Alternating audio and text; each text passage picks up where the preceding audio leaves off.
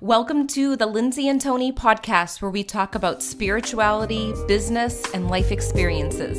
In this podcast, we're bringing our private conversations to you. We believe that it's through discussion, action, and reflection that true change occurs. Hi everybody, welcome to episode 80, Why It Is Healthy for Men and Women to Cry.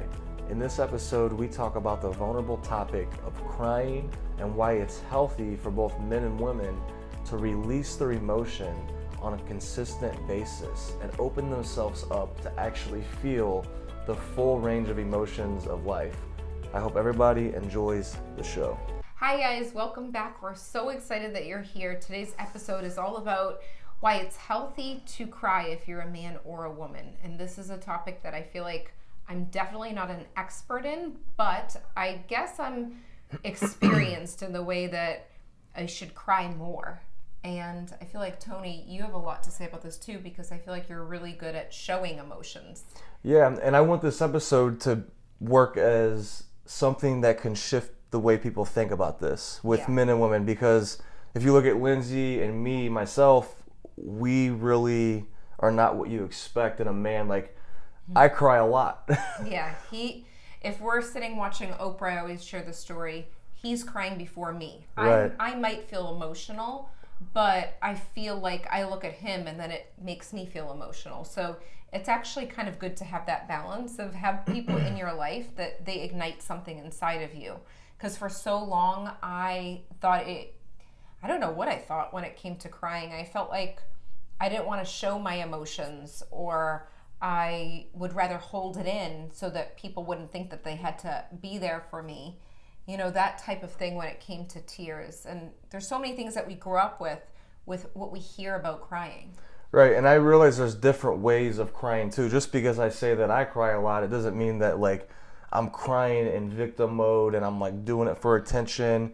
To me, crying is just experiencing more of life. Because it's a release of emotion for one. So when you cry, you release an emotion, but you're also able, like when Lindsay said, when I'm watching the Oprah or any like inspirational story or anything like that, I'm opening myself up to receiving more of life, and that's how I look at it. So it's all about how you look at crying too. I used to look at it like, oh, if I'm crying, I'm weak, because that's how you grow up. You grow up thinking, oh, if you're a man, you're supposed to be tough. And you can't really share your emotions. And the way that I view this has transformed over the last 15 to 20 years. Mm-hmm. And I feel like since being with Tony, it's opened me up a little bit more. I think I'm a little bit more emotional than I was, right, when you first met me. Mm-hmm. I feel. Yeah, you open up more too. Like, for instance, if we're watching a movie or if we're watching anything like that triggers it, like Lindsay said, she'll look at me and then I'll see tears coming out of her eyes too. Yeah. And it is happening more and more often, and that's what can happen is like no matter where you're at right now, if you cry a lot like me, like it's easy for me to feel the emotion of anything, whether it's sad or inspiring. I'm a deep feeler, whether you're like that or if you're on the other end of the spectrum to where you're just all the way shut down, like a lot of men are actually. Like I feel like a lot of my friends, a lot of men that I meet, they are more numb to their emotions and feelings compared to the women that I meet. And that's in my experience. And I feel like that's like in a lot of people's experiences. Typical out there. And tears do move stagnant energy that's held inside the physical body. And I know this. I think more when I'm into the energetic piece to it, it awakens something in me like it's okay to cry. But I really think it was when I met Tony when that happened, but also it was because of my mediumship. So most of you listening know that, you know, doing the work as a medium, it's one of those things where your mediumship mirrors your personal life. So for me, I wanted so badly to feel the spirit realm, and I was so focused on the mental pieces of mediumship where I would see, maybe hear, but I wanted to feel more. I wanted to feel the spirit realm. I wanted the client to feel their loved ones there in the room. And that's actually when something ignited inside of me, and I started to figure out that there is a mirror with anything to do with mediumship in your personal life. So that's what made me think, ooh, I got to work on this. I need to feel in my personal life in order for me to feel in the spiritual side of things with mediumship. And that's actually what shifted for me. And that's been, I would say specifically maybe the past 3 years, something shifted. Yeah, and you saw it affect, you saw the transformation in your readings and how much better that you were able to get. And anybody could do this to where you could start to feel more deeply. And you can apply this in your relationships and your career and anything that you do, because the more that you're able to open up and feel and realize that it's safe to do so, that you're not going to die if you do that, and that you're able to feel happy still doing that and actually more powerful, the more that you practice, you'll start to realize all of these things. And it's a no-brainer. When you ask a guy, hey, would you like to cry more? Most men are going to say no, but it'll become a no-brainer as you start to see the benefits of actually releasing your emotion just by watching a movie. Yeah, and it makes you feel more vulnerable, but actually in vulnerability, that's when really magical things start to take place, and people start to see, oh, they're human too. So that's actually a really good tip, is to, if you're someone that actually holds in your emotions, the things that do ignite your emotions. So whether you're feeling inspired and you're crying over a YouTube video, or you're feeling sad over a movie, whatever it may be, whatever ignites your emotion, do that. And even listening to songs, bring you back to memories, that could create some sort of emotion. But movies, put on a movie. If you want to watch one, I'm thinking of one that actually creates sad tears. That would be the movie Beaches. You probably haven't seen that. I've never one. seen it's that. With Bette Midler. That's a really good one. There's so many amazing movies that are inspiring. The Green Mile? Yeah, that one's a really good one too. Yeah, and there's a lot of different reasons to cry. Like, you could cry because you're sad. You can cry because you're inspired.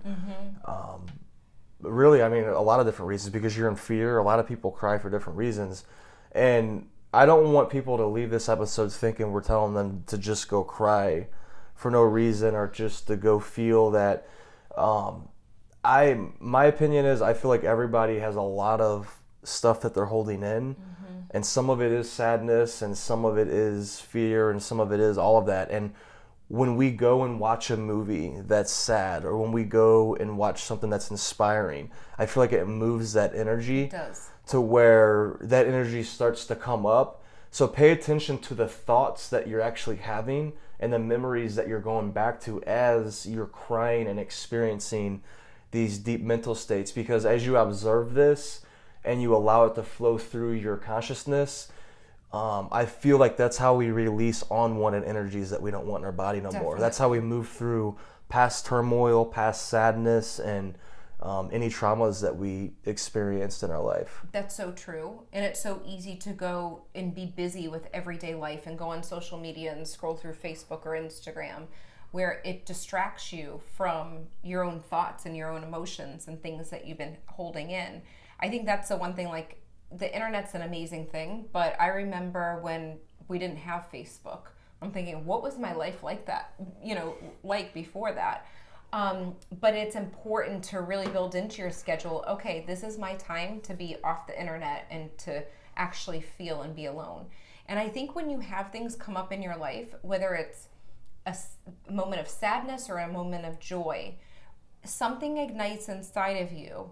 And when you feel that moment in that time, you do start to think about the memories that come up. Because I just had a friend, actually now mutual friend, because Tony, you met her too, but we had a friend pass away, and it was so sad. And I felt like the grief from her passing has come up, but also it ignited something within my grief from 2007. It ignited things in my life that I start to think about because it was being released. So what you're saying makes complete sense. So we don't need to wait for something sad to happen to cry. Right, and it's almost like a switch. Like, when that happened, that's something in Lindsay and I's reality. It's not something that we watched. But the same thing, if you watch it, it's like a switch, and then it just unravels everything. And it did the same thing to me with the passing of our friend, it kind of like released a lot of emotion in me, and I've been feeling a lot of different emotions these last several weeks because of it. It ignited something inside of me. So, and it was kind of scary at times too, like the emotions that I've been feeling, because it's like some of it was sadness, some of it was like fear, some of it was pain. And it's scary feeling those emotions, but also at the same time, you know that that's the process to like, it's like when a river is flowing, like for the water to stay fresh and all of that, it must keep flowing. And I feel like that's how emotions are too. For you to feel fresh and to have a healthy emotional life, you must allow your emotions to keep flowing. And this is part of this. That's true. And I know that you did some research before and you heard about the culture in other cultures. Oh yeah, I heard in Japanese culture, like they believe huge in the wisdom of crying, to where they actually have crying groups over in Japan. Yeah, that's pretty interesting too. I'm wondering what the energy is like, that just releasing that emotion in that room. Mm-hmm. So it's in a space that they go to, and they just have... I didn't read too much into it yet, but it's just really they believe in crying so much that they're forming groups to actually go cry at. You know, Right. It's like a meditation. I look at it like it's meditating with emotion. You're feeling it, you're going through it, and you're allowing it to flow, which with crying. And when I'm doing readings, when I'm working with mediumship clients, there's moments where I have tears in my eyes, but it's actually not from me. It's from the loved one in spirit. So I can actually feel the love that they feel for the person sitting receiving the reading, whether it's on the phone or in person. And it's such a beautiful feeling that you can't really describe in earthly terms. I know you've felt it too, where you feel all of this love. So it's a beautiful thing, and that's a perfect example of the tears don't necessarily have to be connected to sadness. They can be connected to unconditional love. That's the thing too, and that's a great point to bring up, because half the time we're probably not even feeling our own emotions. Like when I'm watching a movie or something, or watching reality TV, and it's actually real reality TV, and you can see like impact is actually happening, it's like I start to feel the people's emotions on TV and how like inspired and moved they are, so then I feel that. So that's a good observation to make, to understand the difference between what you're actually feeling, what other people are feeling, and then also the heavenly realm, the past loved ones, them coming through. So that's a lot of emotion to actually decipher. That's why it's so important to hang out by yourself. Like, even though we live together, of course we're married, we have our alone time. And I feel like that's so needed, so that you can especially both of us being empaths, we need to know, what am I feeling? What is Tony feeling? What is the other person down the street feeling? You know, we need to separate those thoughts. And in order for that to be done, we need to know what we're feeling when we wake up and think, let me check in with myself. How am I feeling right now in this moment? And I know we've had a long conversation about that on some episodes, but I think it's important to be aware of what your emotional state of being really is. And I see a lot of people with depression that are connected, whether it's family, friends, clients. And the funny thing is a lot of it is not even necessarily connected to themselves. It's because they're so empathic that they're feeling everyone else's emotions, and maybe they don't have boundaries up with the people, or maybe, they're not aware that it's really not coming from them. So I think that awareness is huge when it comes to shedding tears too. Absolutely. But I think that's all with this episode, because we've covered a lot in a short amount of time, and I think it's something to think about. Are there moments in your life where it's come up where you've tried to hold in tears, maybe to be, I'm putting in quotes, to be strong for someone, so you held back tears, or maybe something so beautiful happened where tears ran down your face? Think about those moments. Yeah, and if you're a male, think about it. Do you hold back your tears right now because you think that males are not supposed to cry? Yeah. Even in your alone time, I know there's some guys that they'll numb themselves to where they won't even cry when they're by themselves. I'm glad that you're saying this, because I have one more thing to add when you just said that, because it made me think of, sometimes I'm around people that aren't emotional, and I don't know if they truly care because they're not showing any emotion. And it actually was a mirror for me, and I'm thinking, oh my gosh, if I don't show emotion, whether it's with gratitude or feeling, then it makes me think, oh, I got to get better at that. Because if your spouse is not showing some sort of emotion, it could be taken in a totally different way because you're holding that emotion in. So it's something that just kind of came up when you just said that. It made me think about it. So I think that is important to express that. So we hope that this episode helped you, and we will see you on the next episode.